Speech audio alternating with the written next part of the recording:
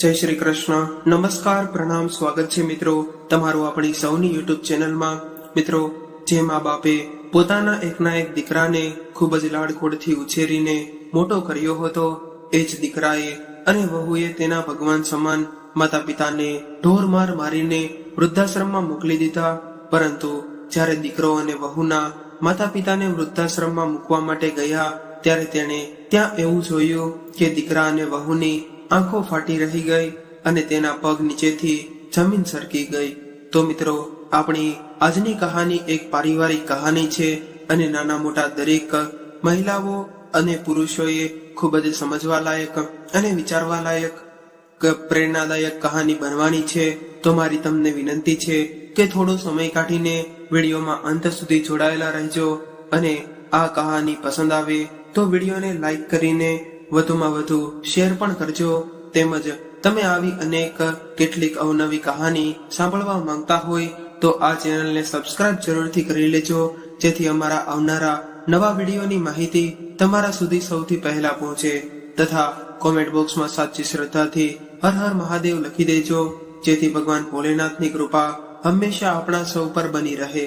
તેમજ આ કહાની વિશે તમારા અભિપ્રાય કોમેન્ટ કરીને જરૂરથી જણાવજો, જેથી કરીને અમને આવી કેટલી અવનવી કહાની પ્રસ્તુત કરવામાં પ્રોત્સાહન મળતું રહે. તો ચાલો મિત્રો, શરૂ કરીએ આજની કહાની. મિત્રો, આજે જશોદાબેન અને તેમના અપંગ પતિ ધનજીભાઈનો વૃદ્ધાશ્રમમાં જવાનો દિવસ હતો. તેમનો એકનો એક દીકરો હાર્દિક અને તેની પત્ની સુશીલા પોતાના માતા પિતાને આજે સદભાવના વૃદ્ધાશ્રમમાં મૂકવા ધનજીભાઈને યાદ રહી હતી. મિત્રો, ધનજીભાઈ એક નાની પ્રાઇવેટ કંપનીમાં મેનેજર હતા અને તેમનો પગાર પણ તેમના 3 જણાનું કુટુંબ ખાઈ પીને જલસા કરતા પણ ખૂટે નહીં એટલો હતો. અને તે 3 જણા આનંદથી પોતાનું જીવન જીવતા હતા અને વર્ષોથી બચત જમા કરીને ધનજીભાઈએ પોતાના સપનાનું ઘર બનાવ્યું હતું અને આ ઘરમાં તેમનો નિવૃત્ત પછીનો સમય આરામથી વિતાવવાના અરમાનો તેમણે સેવેલા હતા. પરંતુ તેમના આ બધા અરમાનો એક દિવસ કાચની માફક તૂટીને ભૂકો થઈ જશે એવું એમણે સપનામાં પણ વિચાર્યું ન હતું. આજે આ જ ઘરમાં હવે ધનજીભાઈ અને જશોદાબેનને તેમના દીકરા અને વહુનું અપમાન સહન કરવું પડતું હતું. નાની નાની વાતોમાં તેમને ચૂપ કરાવી દેવામાં આવતા હતા. આજે તેમણે જ બનાવેલ ઘરમાં તેમના વિચારો કે ઈચ્છાઓ વ્યક્ત કરવાની તેમને આઝાદી ન હતી અને સ્વભાવે શાંત અને પ્રેમાળ જશોદાબેન પ્રભુ, ભજન અને દરેક જીવની સેવામાં ખૂબ જ માનતા હતા. તેમના આંગણે માંગવા આવેલ કોઈ પણ ક્યારેય ખાલી હાથે પાછું જતું નહીં. તેમની આસપાસના લોકો તો જશોદાબેનને ભગવાનનું માણસ કે એમ જ કહેતા કે આ જશોદાબેનને 2 દિવસ પહેલા તેમના ઘરમાં સાસુ બહુ વચ્ચે થયેલા બોલાચાલી પછી પાગલ સાબિત કરવાના દાવ ચાલી રહ્યા છે અને તેમની વહુનો અપેક્ષ હતો કે મારી સાસુનું મગજ હવે બિલકુલ કામ કરતું નથી. ત્યારે તેમના દીકરા હાર્દિકે 12 સાયન્સમાં સારા માર્ક સાથે પાસ થઈને અમદાવાદની સરકારી ઇજનેરી કોલેજમાં મિકેનિકલ એન્જિનિયરની ડિગ્રી મેળવી હતી. હાર્દિક ભણવામાં હોશિયાર અને સ્વભાવનો શાંત છોકરો હતો. જશોદાબેને અને ધનજીભાઈએ નાનપણથી જ સારા સંસ્કાર આપીને તેને મોટો કર્યો હતો. હાર્દિકનું ફ્રેન્ડ સર્કલ પણ ખૂબ જ લિમિટેડ હતું. મિત્રો, આજકાલના જુવાનિયાઓને હોય તેવા એક પણ ખરાબ શોખ હાર્દિકને હતા નહીં. ત્યારે તેમના પિતા ધનજીભાઈએ પણ હાર્દિકને બધી છૂટછાટ આપી હતી. તેમણે ક્યારેય કોઈ પણ બાબતે હાર્દિકને ટોક્યો ન હતો, કારણ કે ધનજીભાઈને પોતે આપેલા સંસ્કાર પર વિશ્વાસ હતો કે આપણો દીકરો ક્યારેય પોતાના મા બાપને નીચું જોવું પડે એવું કામ નહીં કરે. હવે હાર્દિકેને ભણવાનું પત્યા પછી તે અમદાવાદની જ એક પ્રખ્યાત કંપનીમાં નોકરી કરવા લાગ્યો હતો અને પોતાનો દીકરો ભણી ગણીને સેટલ થતા જ જશોદાબેનને હવે પોતાના દીકરાના લગ્ન કરવાના વિચારો આવવા લાગ્યા હતા. તેથી તેમણે તેમના સગા વહાલાઓ, મિત્રો, આડોશી પાડોશી બધે જ હાર્દિકના બાયોડેટા મોકલાવી દીધા હતા અને હાર્દિક માટે કોઈ સંસ્કારી છોકરી શોધવા માટે જણાવી દીધું હતું. ત્યારે હાર્દિકે તેની થનારી જીવનસાથી પાસેથી કોઈ પણ અપેક્ષા હતી નહીં. તે બસ ખાઈ પીને આનંદ કરે અને મધ્યમ વર્ગના પરિવારની પરિસ્થિતિને સમજીને જીવે તેવી છોકરીની આશા હતી. હાર્દિકનું ભણતર અને તેનો પગાર જોઈને તેના માટે ઘણા બધા સંબંધો આવવા લાગ્યા હતા. પરંતુ પોતાના લગ્ન પછી એક દિવસ પોતાનું હસતું રમતું ઘર ત્રાસ અને ચિંતાઓનું સરનામું બની જશે તેનો અણસાર હાર્દિકને ક્યારેય આવ્યો ન હતો. તેથી થનાર પત્ની જશોદાને ટોર્ચર કરશે કે દુનિયા ન ખબર પણ ન પડે અને બે પાગલ બનાવીને અસ્વસ્થતા પણ આવી જશે. જો પહેલા જ આવી હાર્દિકને ખબર હોત તો તે ક્યારેય લગ્ન જ ન કરત. કારણ કે હાર્દિક તેના મમ્મી પપ્પાને ખૂબ જ પ્રેમ કરતો હતો. પરંતુ તેના દૂરના એક સંબંધીએ સૂચવેલ અને અમદાવાદમાં જ રહેતી સુશીલાને હાર્દિક પ્રથમ વખત મળવા માટે ગયો હતો. મિત્રો, હાર્દિક અને સુશીલા બંને દેખાવે ખૂબ જ સુંદર હતા. આથી પ્રથમ નજરમાં જ બંનેને એકબીજા પસંદ આવી ગયા અને રેગ્યુલર લાઈફમાં ઓછું બોલતા હાર્દિકને પ્રથમ મુલાકાતમાં જ સુશીલા સાથે ઘણી બધી વાતો કરી. હાર્દિક ત્યારે સુશીલાની પસંદ નાપસંદ, તેના સપનાઓ, પરિવાર વિશેના તેના વિચારો વગેરે બધું જ જાણી લેવા માંગતો હતો. ત્યારે સુશીલાએ તેના દરેક સવાલના જવાબ પોઝિટિવ આપ્યા હતા અને દેખાવે ખૂબ જ સુંદર હાર્દિક તેને પ્રથમ જમણે જ નજરે જ ગમી ગયો હતો હોવાને કારણે તેને ફક્ત 2-4 સવાલો પૂછીને હાર્દિકને જીવનસાથી તરીકે પસંદ કરવાનો નિર્ણય કરી લીધો હતો. ત્યારે હાર્દિકને પણ સુશીલા ગમી ગઈ હતી. પરંતુ પહેલી મુલાકાતમાં પોતાના બધા સવાલોના જવાબ પોઝિટિવ આપનાર સુશીલા એક દિવસ તેને એના સ્થાને લાવીને ઊભો રાખી દેશે કે જ્યાંથી તેને જીવનમાં માત્ર અંધકાર જ દેખાશે. એવી કલ્પના પણ હાર્દિકે ક્યારેય કરી ન હતી. મિત્રો, બે મહિલાઓ વચ્ચે કેવી નાની નાની બાબતોમાં મોટા ઝઘડાઓ થઈ શકે છે એ હાર્દિકને હજુ પણ સમજાતું ન હતું. મિત્રો, સુશીલાના કુટુંબમાં તેમના મમ્મી ભાનુબેન, તેનો મોટો ભાઈ ભાવેશ અને ગયા વર્ષે પરણેને આવેલ તેના ભાભી રિંકલ હતા. સુશીલાના પિતાનું અવસાન સુશીલા જ્યારે 12મું ધોરણ ભણતી હતી ત્યારે જ થયું હતું. તેના પપ્પાના અવસાન પછી ભાનુબેને એકલા હાથે બંને ભાઈ બહેનને મોટા કરી અને ભણાવ્યા ગણાવ્યા હતા. ભાનુબેન જ્યાં સુધી તેમનો દીકરો ભાવેશ કામ તો ન થાય ત્યાં સુધી સિલાઈ કામ કરતા હતા અને બીજા મહિલાઓને પણ સિલાઈ કામ શીખવાડવાના ક્લાસીસ ચલાવતા હતા. ત્યારે કરકસરપૂર્ણ વિતાવેલી પોતાની કોલેજ લાઈફ પછી સુશીલાને વૈભવશાળી જીવન જીવવાના સ્વપ્ન હતા અને લગ્ન પછી તે હનીમૂન કરવા માટે હોંગકોંગ કે મલેશિયા જવા માંગતી હતી.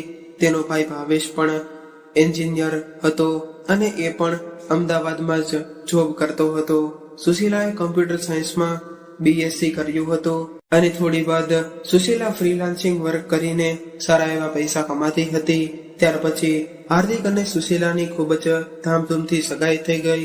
હવે તેમણે બંનેએ સગાઈ અને લગ્ન વચ્ચે તો ગોલ્ડન પીરિયડ ખૂબ જ એન્જોય કર્યો હતો.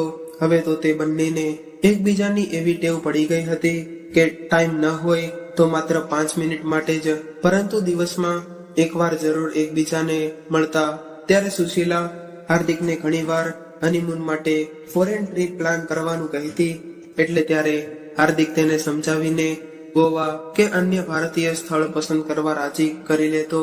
ત્યારે સુશીલા હાર્દિકના ઘરે પણ ખૂબ જ આવજા કરતી હતી. ત્યારે સુશીલા અને જશોદાબેન વચ્ચે પણ સારું બોન્ડિંગ બની ગયું હતું અને જશોદાબેન પણ દિવસમાં એકવાર તો અચૂક સુશીલા સાથે ફોન પર વાતો કરતા હતા. ત્યારે વહુકેલા થઈ ગયેલા જશોદાબેનને તો ઝડપથી પોતાના દીકરાના લગ્ન થાય તેની જ રાહ હતી. સાસુ વહુ વચ્ચે એટલા બધા લંબાઈ રહેલા સંબંધને જોઈને હાર્દિક અને ધનજીભાઈને હૈયે ખૂબ જ ઠંડક વળતી. કારણ કે સાસુ અને વહુના સંબંધ પણ ઘરની સુખ અને શાંતિનો આધાર હોય છે. એ વાત બાપ દીકરો બંને સારી રીતે સમજતા હતા. હવે હાર્દિક અને સુશીલાના લગ્નના દિવસો નજીક આવવા લાગ્યા હતા. પરંતુ હજુ ગયા વર્ષે જ ભાવેશ અને રિંકલના લગ્ન કર્યા હોવાથી ભાનુબેન ના ઘરની પરિસ્થિતિ થોડીક ખરાબ હતી. તેથી તેઓ પોતાની દીકરી સુશીલાના લગ્ન ટૂંકમાં કરવા માંગતા હતા. એટલે ત્યારે પોતાના એકના એક દીકરાના ધામધૂમથી લગ્ન કરવાના સપના જોનાર જશોદાબેન અને ધનજીભાઈ સામે વાળાની પરિસ્થિતિ સમજીને પોતાના દીકરાના ટૂંકમાં લગ્ન કરવા માટે તરત જ રાજી થઈ ગયા અને આર્ય સમાજમાં લગ્ન કરવાનું નક્કી થતા ભાનુબેનના હૈયા પરથી જાણે એક મોટો ભાર ઉતરી ગયો હોય તેવી શાંતિ હતી અને પોતાની દીકરીને સમજુ અને સંસ્કારી સાસરું મળ્યું છે તેનો પણ સંતોષ હતો.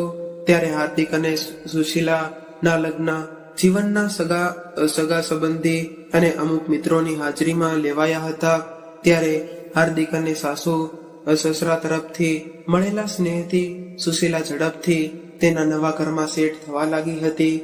ત્યારે એક દિવસ ધનજીભાઈએ સામેથી પોતાના દીકરા હાર્દિકને તેના હનીમૂન વિશે નો પ્લાન પૂછ્યો અને કહ્યું કે તમે લોકો કોઈ સારી વિદેશી જગ્યા પર ફરી આવ્યો અને આમ પણ અમે લોકોએ તમારા લગ્ન માટે બચાવી રાખેલ પૈસા વધ્યા છે તો તમે એને યાદગાર પ્રવાસ કરી આવો. ત્યારે પોતાના સસરાએ સામેથી ઓફર કરતા સુશીલા તો એકદમ રાજીના રેડ થઈ ગઈ. ત્યારે હાર્દિક પણ હા ના કરતો એગ્રી થઈ ગયો. ત્યારે ધનજીભાઈ અને નવા કપલની મલેશિયાની ટ્રીપ સ્પોન્સર કરી હતી. પરંતુ ત્યારે તેમને ક્યાં ખબર હતી કે આ જ કપલ ભવિષ્યમાં તેમને વૃદ્ધાશ્રમમાં મૂકવા આવવાનું હતું. હવે આ પરિવારના દિવસો સુખીથી વીતવા લાગ્યા અને સારા પગારની ઓફર મળતા હાર્દિકે કંપની બદલી નાખી. આ કંપની અમદાવાદથી થોડી દૂર હોવાથી હાર્દિક સવારે નીકળીને છેક રાત્રે ઘરે પહોંચતો હતો અને ત્યારે સુશીલા પણ હવે જોબ કરવા ઈચ્છતી હોવાથી તેણે પણ ફરી ફ્રીલાન્સિંગ વર્ક શરૂ કરી દીધું હતું. સુશીલા સવારે ઘરકામ પતાવીને આખો દિવસ રૂમમાં જ રહેતી અને કમ્પ્યુટરમાં કામ કર્યા રાખતી અને કામનું ટેન્શન અને સતત કમ્પ્યુટર સ્ક્રીન પર જ આખો દિવસ બંધ રૂમમાં જ હોવાને કારણે સુશીલાનો સ્વભાવ ધીરે ધીરે ચીડિયો થવા લાગ્યો હતો. પરંતુ હાર્દિક તેને સમજતો ત્યારે તે બધી વાતે એગ્રી થઈ જતી હતી. પરંતુ હવે તો સુશીલા નાની નાની વાતોમાં પણ તેની સાથે ઝઘડા કરતી હતી. ત્યારે દરેક પતિ પત્ની વચ્ચે આવું તો નાનું મોટું ચાલતું જ હોય એમ સમજીને ધનજીભાઈ અને જશોદાબેન આ કપલની વાતોમાં પડતા નહીં, પરંતુ ક્યારેક જરૂરી લાગે ત્યારે તેમને જીવન ઉપયોગી સલાહ આપતા. એક દિવસ હાર્દિકે તેની કંપનીમાં થોડુંક વધુ કામ હોવાથી રાત્રે ત્યાં જ રોકાવાનું નક્કી કર્યું અને તેણે રાત્રે 8 વાગ્યે સુશીલાને ફોન કરીને જણાવ્યું તે આજે રાત્રે ઘરે નહીં આવે. મિત્રો, વાત આમ તો નોર્મલ હતી, છતાં પણ સુશીલાએ ઓવર રિએક્ટ કર્યું. તે હાર્દિકની નારાજ થઈ ગઈ અને કહેવા લાગી કે તમે મને પહેલા આ વાતની જાણ કેમ ન કરી, કારણ કે ડિનરમાં આજે તો તેના ફેવરેટ આલુ પરાઠા બનાવવાનું સુશીલાએ નક્કી કર્યું હતું. ત્યારે હાર્દિકે સોરી કહીને સુશીલાને સમજાવવાના ઘણા પ્રયત્નો કર્યા, પરંતુ સુશીલાનો ગુસ્સો શાંત જ ન થયો અને 2 દિવસ સુધી સાવ નાની અમથી બાબતમાં હાર્દિક અને સુશીલા વચ્ચે અબોલા રહ્યા. અને સુશીલા હવે હાર્દિકને કહેતી હતી કે તું પણ વાતો સાંભળવામાં રસ નથી. મારા જેવી રૂપાળી છોકરીને તે મહેનત વગર પામી લીધી છે, એટલે તને હવે મારી કદર નથી. આવી વાતો તે હાર્દિકને સંભળાવ્યા કરતી હતી, પરંતુ હાર્દિક બંને ત્યાં સુધી કંટ્રોલ કરતો અને ક્યારેક સુશીલાનો સામે 2-4 શબ્દો કહી દેતો. જો ક્યારેક હાર્દિક ઊંચા અવાજે કંઈ પણ બોલી જાય તો સુશીલા જોરથી રડવા લાગતી. ત્યારે જશોદા બહેન ક્યારેક સુશીલાને સમજાવવાના પ્રયત્ન કરે તો તમારે તે કહેતી કે અમારા બંને વચ્ચે બોલવાની કંઈ જરૂર નથી અને વાતમાં તમને કંઈ ખબર ન પડે એમ કહીને તે જશોદા બહેનને ચૂપ કરાવી દેતી. ક્યારેક તો બહારના વ્યક્તિઓ સામે પણ તે જશોદાબેનની વાતને વચ્ચેથી જ કાપી નાખતી અને ત્યારે તેમને આવા અપમાનના ઘૂંટડા દરરોજ પીવા પડતા. અને ત્યારે જશોદા બહેનને માનસિક રીતે હેરાન કરતી સુશીલાને એ વાતનો ખ્યાલ પણ નહોતો આવતો કે તેની પણ એક માતા છે, એક સાસુ પણ છે અને તેને સહારો આપવા માટે તેના પિતા આ દુનિયામાં છે પણ નહીં. જ્યારે જશોદા બહેન આ બધી વાતો પોતાના પતિ ધનજીભાઈને કરતા ત્યારે ધનજીભાઈ તેમને સમજાવતા કે આ નવી પેઢી છે એ તેમના મન મુજબ જ જીવવાની અને આ પેઢીને કોઈનું સાંભળવાની આદત સાચી સલાહ પણ પચાવી શકવાની આ પેઢીને ટેવ નથી. મારે એ માટે આ લોકોને સલાહો આપવા કરતા આપણે ચૂપ રહેવાનું અને ભગવાનનું નામ લેવાનું. હવે તો પોતાની પત્ની જશોદાબેનને સારી સલાહ આપતા ધનજીભાઈ પણ પોતાના ઘરના આવા તણાવપૂર્વક વાતાવરણથી ટેન્શનમાં રહેવા લાગ્યા હતા. તેમના નિવૃત્ત થવાના દિવસો હવે નજીક જ આવ્યા હતા.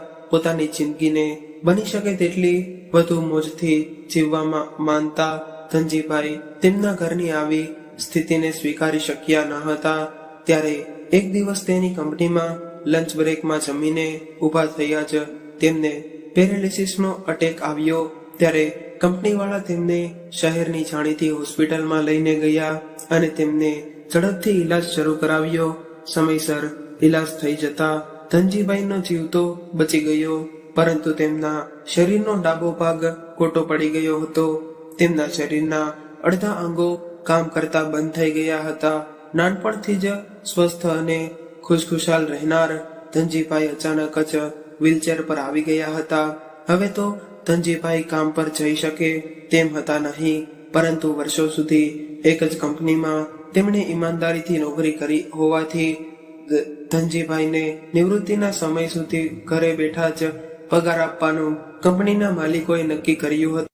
ત્યારે હાર્દિક પોતાની કરિયરની માયાજાળમાં એટલો ફસાઈ ગયો હતો કે તેને ઘરની પરિસ્થિતિ ના કંઈ ખ્યાલ આવતા કે નહીં. હવે જ્યારે ધનજીભાઈ બીમાર પડ્યા એટલે ખબર પડતા તેમના બધા મિત્રો અને સગા વહાલા તેમની ખબર પૂછવા આવતા. ત્યારે થોડાક દિવસો તો સુશીલા તેમની આવતા સ્વાગતતા કરતી રહી, પરંતુ થોડાક દિવસો પછી તે કામનું બહાનું બતાવીને રૂમમાં જ રહેવા લાગી. પણ ત્યારે ધનજીભાઈ અને જશોદાબહેન માટે તો જાણે આ ઘરની આબરૂનો સવાલ હતો, અને ઘરની વહુ ઘરમાં હોવા છતાં આવેલ મહેમાનની આગતા સ્વાગતતા ન કરે તો તે ધનજીભાઈને અપમાન જેવું લાગતું હતું. પરંતુ તેઓ ત્યારે લાચાર હતા. જશોદાબહેન ક્યારેક સુશીલાને બોલાવતા કે તેમના રૂમમાં જાય તો સુશીલા તેમને ચોખ્ખું કહી દેતી કે મને ડિસ્ટર્બ કરતા નહીં. ત્યારે પોતાની ઘરની આબરૂને સાચવવા માટે જશોદાબેન એમ કહી દેતા કે વહુ હમણાં એક મહત્વના કામમાં છે, એ ફ્રી થાય એટલે બહાર આવે છે. ત્યારે સુશીલા અને હાર્દિકને પણ દરરોજ રાત્રે કોઈને કોઈ બાબતે બોલાવવાનું જરૂરી હતું. ત્યારે સુશીલા હાર્દિકને ઘરની વાતો ને બઢાવી ચઢાવીને કહેતી અને ફરિયાદ કરતી કે તમારા મમ્મી પપ્પા મને ટોર્ચર કરે છે, હું જોબ કરું છું, તે તેમને ગમતું નથી. આવી ફરિયાદોને ઢગલો તે હાર્દિક સામે કરી દેતી. ત્યારે સુશીલા હાર્દિકને મેણા મારતી કે તું તારા મમ્મી પપ્પા સામે કઈ બોલતો જ નથી અને તું મારો પક્ષ પણ લેતો નથી. આ બધી વાતોથી કંટાળીને એકવાર હાર્દિકે રજાના દિવસે સુશીલા જ્યારે તેમના મમ્મી પપ્પાના ઘરે ગઈ હતી ત્યારે હાર્દિકે તેના મમ્મી પપ્પા પાસે જઈ અને કહ્યું કે તમે લોકો શું કામ સુશીલાને હેરાન કરો છો? તમારા જેવા જૂની પેઢીના લોકોને વહુ આગળ વધે તે કામ પચતું નથી અને લાગતી. તમારા નવરી બજાર જેવા મહેમાનો માટે તમે સુશીલાને શા માટે હેરાન કરો છો? તમારે મારો ઘર સંસાર સુખેથી નથી ચલાવવા દેવો કે શું? એક પછી એક આવા શબ્દો હાર્દિક બોલ્યો જતો હતો. ત્યારે પોતાના દીકરાના આ શબ્દો ધનજીભાઈ અને જશોદા બહેનને તીરની મારફક ખૂંચી રહ્યા હતા. પોતાના આપેલ સંસ્કારથી મોટો થયેલ તેમનો દીકરો અચાનક આમ બદલાઈ જશે તેની તેમને કલ્પના પણ ન હતી. જ્યારે ધનજીભાઈ પોતાના દીકરાના આવા શબ્દો વધુ સહન ન કરી શક્યા ત્યારે તે સુશીલા અને હાર્દિકને જેમ તેમ બોલવા લાગ્યા. ત્યારે ગુસ્સામાં રહેલો હાર્દિક પણ એ ભૂલી ગયો કે જેની સામે બોલી રહ્યો છે તે તેના પિતા છે. ધનજીભાઈએ પોતાના દીકરા હાર્દિક માટે વર્ષો સુધી આપેલા બલિદાનને પણ તે ભૂલી ગયો. ત્યારે બાપ દીકરા વચ્ચે આમ અચાનક જ થઈ રહેલા ઝઘડાને જોઈને જશોદાબેનને શોક આવ્યો અને સાવ સુનમુન થઈ ગયા. હાર્દિક તો તેના મનનો ઉભરો ઠાલવીને ઘરની બહાર જતો રહ્યો. ત્યારે ધનજીભાઈએ પોતાની પત્ની જશોદાબેનને કહ્યું કે આપણે એવા તે ક્યાં પાપ કર્યા છે કે આજે આપણે આ દિવસ જોવાનો વારો આવ્યો. ત્યારે જશોદાબેને કહ્યું, આવા દિવસ બતાવતા પહેલા ભગવાને મારો જીવ કેમ ન લઈ લીધો? શરીરના આઘાત બાદ આ માનસિક આઘાતની ધનજીભાઈ પર ડબલ અસર થઈ, એટલે તે હવે વધુ ગુસ્સામાં રહેવા લાગ્યા હતા. અને સુશીલા પણ હવે તેના સસરા સામું બોલવા લાગી હતી. ત્યારે જશોદા બહેન સસરા વહુને શાંત કરવાના પ્રયત્નો કર્યા છતાં પોતાના ઘરમાં ચાલી રહેલા ઝઘડાની જાણ હવે તો પાડોશમાં પણ બધાને થઈ ગઈ હતી. પાડોશીઓ તેમના ઘરની પંચાયત કરતા હોવાથી તેમણે ઘર બહાર જવાનું પણ બંધ કરી દીધું હતું. આ બાજુ સુશીલા દરરોજ રાત્રે હાર્દિકને ઘરમાં જતા ઝઘડાઓની વાત કરતી અને તેના મમ્મી પપ્પા વિરુદ્ધ ચડિયામણી કરતી અને તે રડી રડીને હાર્દિકને ઇમોશનલ બ્લેકમેલ કરતી હતી. અને હવે તો સુશીલા પોતાના પતિ હાર્દિકને તેના પિયરમાં રીસામણે ચાલ્યા જવાની ધમકી પણ દેવા લાગી હતી. ત્યારે સુશીલા હાર્દિકને કહેતી કે જ્યારે મારી કદર ન થતી હોય ત્યાં રહીને મારે શું કરવું? તારા માટે તો હું બધું છોડીને આવી છું, છતાં તને મારી કશી પણ પરવા નથી. આ ઘરમાં તારા વગર હું એક દિવસ કેમ રહું છું એ મારું મન જ જાણે છે. રોજ રોજના આ ઝઘડાથી જશોદાબેન માનસિક રીતે ભાંગી પડ્યા હતા અને હવે તેમને કંઈક ભાન રહેતું નહીં અને ઘર બહાર નીકળવાનું તેમણે સાવ બંધ કરી દીધું હતું અને પોતાની વહુ સુશીલા સાથે બોલવાનું પણ તેમણે બંધ કરી દીધું હતું. તેના સગા વહાલામાં આડતરીતે કહેવા લાગી હતી કે મારા સાસુ હવે પાગલ થઈ ગયા છે, તેમને કોઈ જોડે વાત કરવાનું પણ ભાન નથી, એટલે તે બહાર નથી આવતા. ધનજીભાઈને સુશીલાની આ વાત જાણ થતા તેમણે ખૂબ જ ગુસ્સો આવ્યો. જો આજે તેમના હાથ પગ ચાલતા હોત તો અત્યારે જ તે સુશીલાને 2-4 થપ્પડ મારી દેત. ગુસ્સામાં ધનજીભાઈએ પોતાના દીકરા હાર્દિકને ફોન કર્યો અને કહ્યું કે તું અત્યારે જ ઘરે આવી જા. એટલે હાર્દિકે કહ્યું કે હું અત્યારે નહીં આવી શકું, હું રાત્રે આવીને તમારી બધી વાતો સાંભળીશ, પરંતુ અત્યારે હું આવી શકું તેમ નથી. રાત્રે હાર્દિક, સુશીલા અને ધનજીભાઈ વચ્ચે ખૂબ જ જોરદાર ઝઘડો થયો અને ત્યારે ગુસ્સામાં હાર્દિકે અને સુશીલાએ તેમના ભગવાન સમાન પિતાને ઢોરમાર માર્યો અને અગાઉથી જ કરેલા પ્લાનિંગ મુજબ સુશીલાએ અને હાર્દિકે કહ્યું કે જો તમને અમે આ તમારા ઘરમાં પસંદ ન આવતા હોય તો અમે અલગ રહેવા જતા રહીશું અને તમે રહો તમારી મરજી મુજબ તમારા આ ઘરમાં. અમારી પાસે આવા ફાલતુ ઝઘડાઓ કરવા માટે કોઈ સમય નથી. એનો દીકરો જો અલગ રહેવા માટે જતો રહેશે તો સમાજમાં તેમની આબરૂ શું રહેશે તે ધનજીભાઈ વિચારતા રહી ગયા. ત્યારે ધીમેથી સુશીલાએ કહ્યું કે જો તમારે આ ઘરમાં રહેવું હોય તો તમે વૃદ્ધાશ્રમમાં રહેવા માટે ચાલ્યા જાઓ. ત્યાં તમને તમારા જેવા અપંગ અને પાગલ લોકોનો સાથ મળી રહેશે અને સેવા કરવા બેઠેલા તે લોકો પણ તમને સહન કરશે. પોતાની પુત્રવધૂના આ શબ્દો સાંભળીને ત્યારે ધનજીભાઈ બધું સમજી ગયા. ત્યારે તેમને તેમના દીકરા અને વહુને કાલે સવારે પોતાનો નિર્ણય જણાવશે તેમ કહ્યું અને આખી રાત ધનજીભાઈ અને જશોદા બહેન રડતા રહ્યા અને તેમના નસીબને કોસતા રહ્યા કે આ તે કેવા કર્મોની સજા ઈશ્વર અમને આપી રહ્યા છે. ધનજીભાઈએ અને જશોદાબેને કોઈ દિવસ એક નાનકડા જીવને પણ તકલીફ આપી નથી.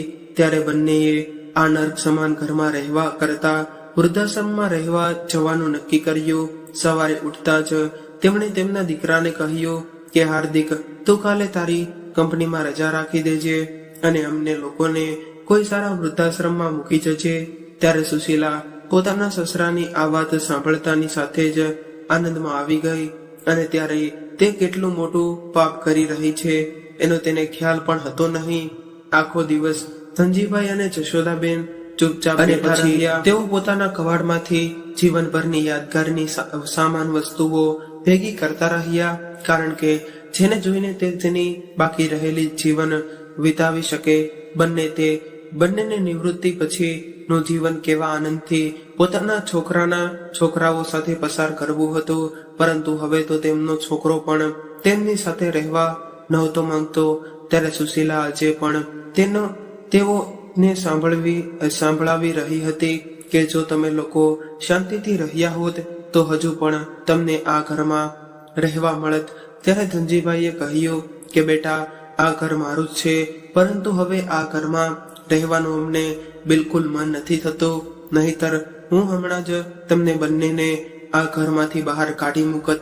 વહુ બેટા, એટલું યાદ રાખજે કે એક દિવસ તમારા સંતાનો પણ તમારી સાથે આવો વ્યવહાર કરશે ને ત્યારે તમને અમારી યાદ આવશે.